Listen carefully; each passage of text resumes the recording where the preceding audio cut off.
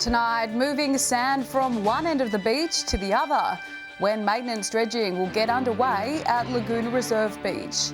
And creating new experiences and draw cards.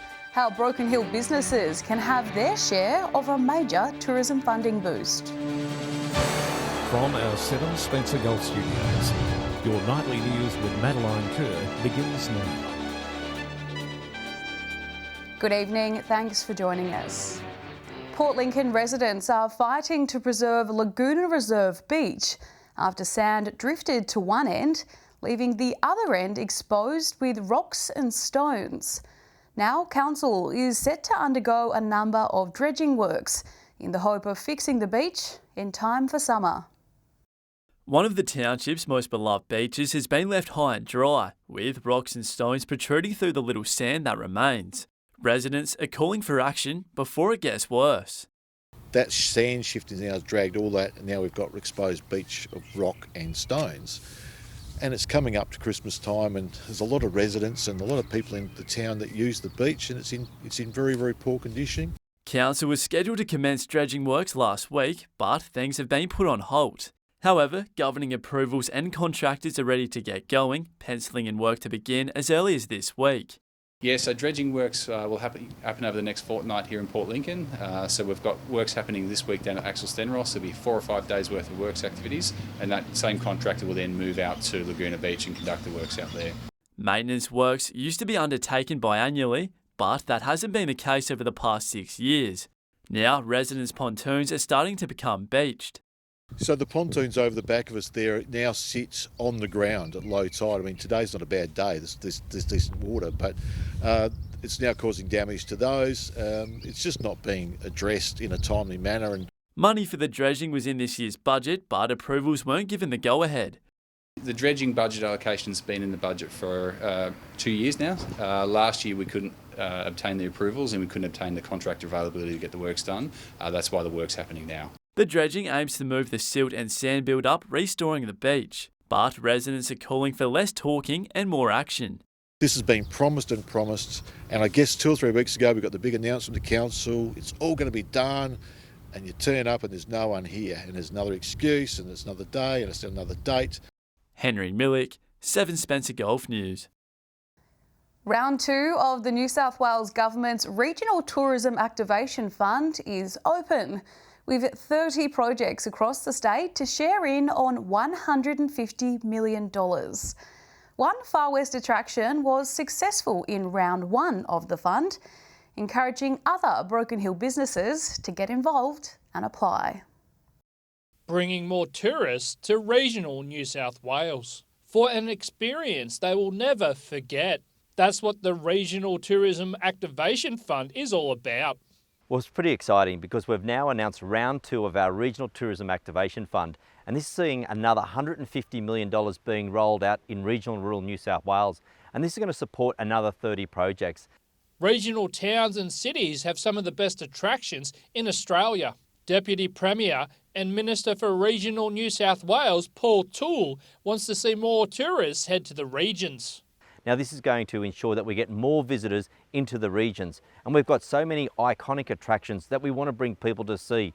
Broken Hill benefited from round 1 of the fund, with the Royal Flying Doctor Service receiving a boost of over $5 million for the Outback Heritage Experience at the Bruce Langford Visitors Centre.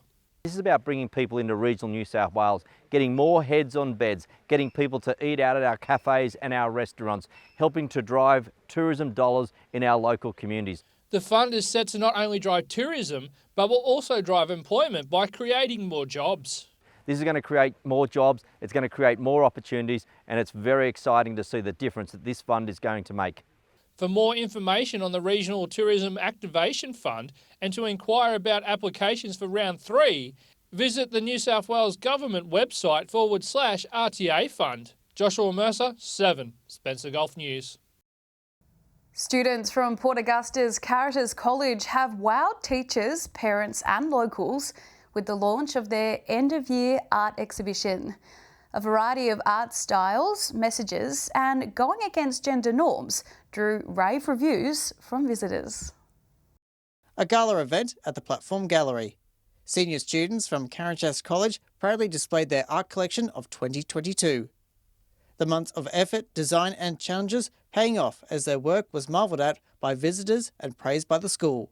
Being with them in that space where they might express an idea, something that they're curious about, and it's kind of guiding that each and every way, problem solving, and encouraging them to try new things and to explore that, as well as tapping into their own story and who they are. Very happy with it. I tried to put in as much effort as I could throughout the year. Of course, I started with my visual study, which is these pieces here. And then the second semester, I made this for my prac. The displays and art varied in styles, often with personal viewpoints. When I paint, I like to express a certain emotion, so I guess taking away from that emotion, like I did a painting on ocean pollution, and I guess I wanted the viewer to feel regret and almost sympathy for like our ocean and the way we treat it. Gender norms were also challenged, with Kay Kerno creating this graduate dress, which he wore. He actually had some mentorship from Nikki Atkinson from Live CN to put it together from the idea of the shirt, dress and tailored jacket to wear at graduation last Friday, which he did, and he looked amazing, as did everyone. The exhibition closes this Thursday. Daniel Pizarro, 7 Spencer Gulf News. Still to come tonight, thousands of happy campers right across the Eyre Peninsula thanks to a major tourism boost. And meet the inspirational woman riding from Adelaide to Melbourne, raising money for her late uncle.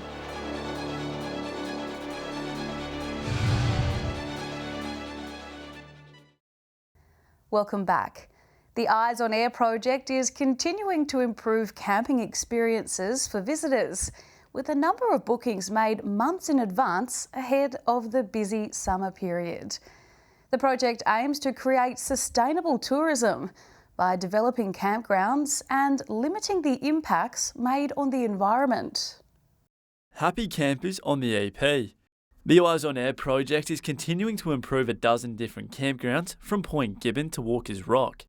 Eyes on Air has a number of priorities that it focuses on. So a recent focus has been improving campground infrastructure to create more sustainable outcomes and management of that industry. And that was the result of increased visitation during COVID. The project's online booking system has been inundated this year, with over 2,500 bookings since January. Those numbers looking to ramp up again over summer.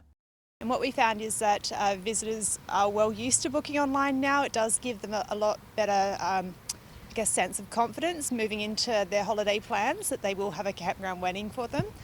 So it does improve the visitor experience. The project also receiving additional funding to aid the conservation of campgrounds across the region.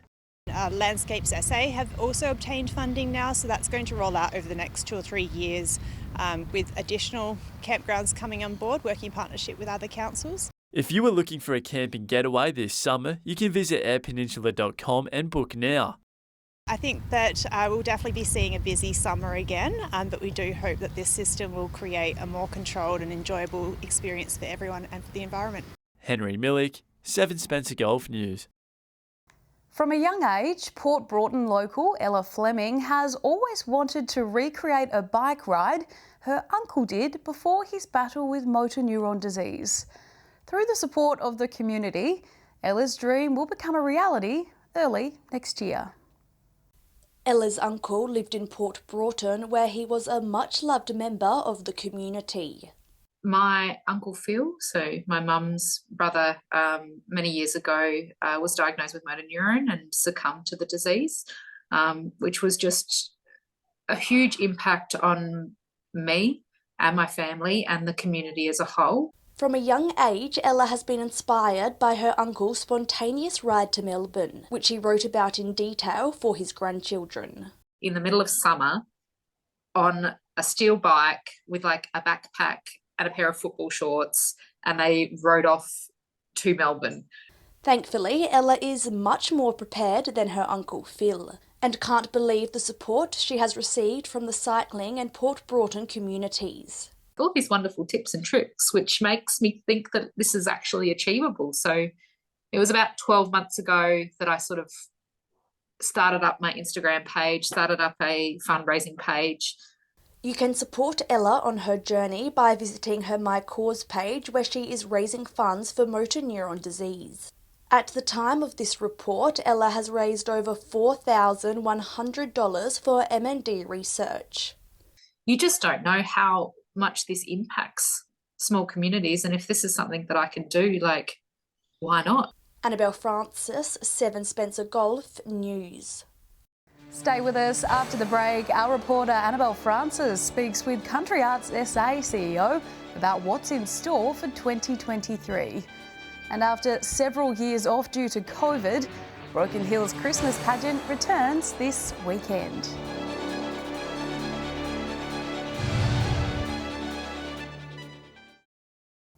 Welcome back to 7 Spencer Golf News this Tuesday. Next year marks Country Arts SA's 30th anniversary, and regional communities are in for an artistic treat with the release of the 2023 program. Annabelle Francis spoke with the organisation's CEO about what's in store. Still licking the wounds inflicted by the COVID-19 pandemic. 2022 has been a difficult year for the arts industry, but Country Arts SA has pushed through the hardships, bringing memorable performances to the regions. It's been great to see audiences come back and to see artists and arts companies start to build up their performances and come back across the regions and really share some great arts experiences across the year. Highlights include Sunshine Supergirl and Deep North, performed at the Northern Festival Centre. And there's a performance the organisation is particularly excited to present next year, as the organisation marks 30 years of operation. Being able to bring back a work that really resonated with audiences, and that's the play Euphoria. So we toured the play last year in 2021. Euphoria is about a local tragedy and a town that doesn't talk, bringing regional voices to the fore. Another performance to look forward to is Emil and the Detectives, an interactive show the whole family can enjoy. Which is a great kind of sleuthing play where the children are intimately involved in the action that goes on. To stay up to date with upcoming programs, follow Country Arts SA socials. You can even purchase gift vouchers if you're looking for some great Christmas gifts for this year. Annabelle Francis, 7 Spencer Golf News. At long last, Broken Hill's Christmas pageant is set to make its grand return on Saturday. Kicking off with a parade down Argent Street, then it will be off to Sturt Park, where there'll be activities for the kids and even an appearance from Santa. It's been a staple of the community for decades, and now the Broken Hill Christmas pageant is back under new management, with Rotary Broken Hill handing over the sleigh reins to council. So as a child, and many at my age remember, we even had tanks go down the Argent Street in the pageant, so it's always been a good thing. Kids have always loved it. The pandemic forced the pageant to postpone in 2020. A smaller version was held last year. The Mayor is hoping for a big turnout come Saturday. We had a good number of floats, we've got a good number of floats, and we need to make sure that it continues because the Christmas pageant is a highlight for the year, particularly for young kids. They love it. But that isn't the only reason. He hopes the community will come out and line the streets. That flow-on effect and community spirit also helps to add to other things, sporting events, volunteering. So you need to really make sure that the community's invested with these long traditions. When darkness hits and the stores close down, that's when it's time to go and look at Christmas lights, with a number of streets identified as the go-to for those wanting to see amazing displays. Broken Hill people love Christmas time. You see by the amount of Christmas lights that get put up.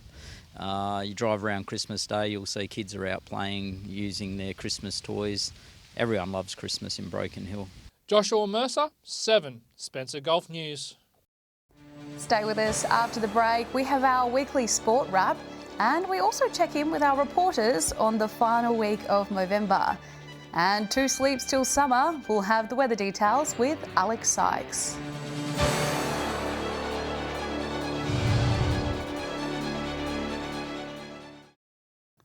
Welcome back. As we go to air, the Broken Hill Netball Grand Final between the Jesters and the West Flames is underway. Here's Daniel Pizarro with this week's Sports Wrap. We'll bring you the Broken Hill Grand Final in tomorrow night's bulletin. For the Jesters, they easily marched their way into the Grand Final after United forfeited in round 1 of the finals, but for West Flame, they had it harder. In last Tuesday's preliminary final, West Flames just edged out United by a mere 2 points, 26-24. In Port Lincoln, round 7 of senior women saw Triple B forfeit against Why Not? But Storms of Brewing lived up to their name, blowing away back that pass up.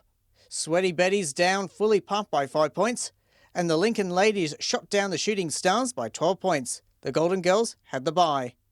In softball, the Solly Cats ripped apart Checkmate 12-1, and the Cougars had no problems with the Tigers, downing their striped opposition 16-6. In Northwestern Croquet, Crystal Brook was home to the games last week against Port Pirie. Erica Young defeated Sandra Arbon, while Pam Pedler and Lorraine Saunders were no match for Lou James and Pat Norton. But Crystal Brook overall won 37 hoops to 30. Shout out to Bev Argent for sending those results through.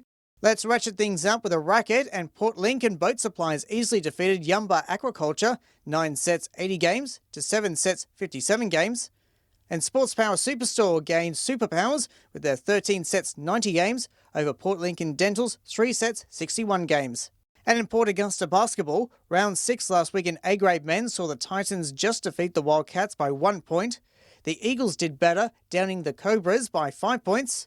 Meanwhile, in A-grade women's, Falcons Black lost to Spartans Grey 25-43, and the Spartans were also too good for Falcons Yellow, winning by 19 points. That's this week's Sports Wrap. If you would like your team or club featured, contact us on the Spencer Golf Nightly News Facebook page or email us. I'll be back tomorrow with Fuel Watch. Lots going on, Daniel, thank you, and good luck to the Broken Hill netballers. Time now to take a look at what's happening in the weather with Alex Sykes. Alex, it's starting to feel like summer. It is, Maddie, and I am so excited for the warmer weather. Today wasn't too bad temperature-wise. 27 was the warmest it got in our region up in Cooper Pedy.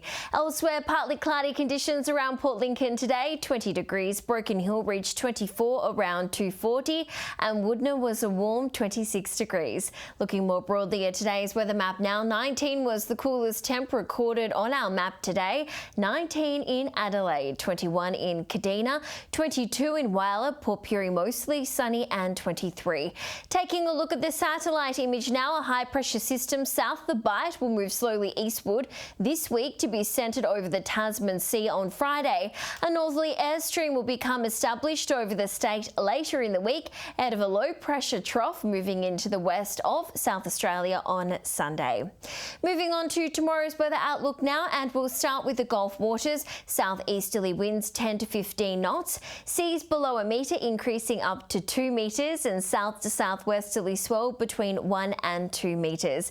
Cloudy in Port Lincoln tomorrow, set to reach a high of 20 degrees, partly cloudy and 22 in Cleve. Sunny in Woodner, heading for a top of 30 degrees on Wednesday. Blue skies in Whyalla as well, between 12 and 24 degrees there. Port Augusta sunny and 28, Kadina not far behind, 25 degrees, and mostly sunny conditions.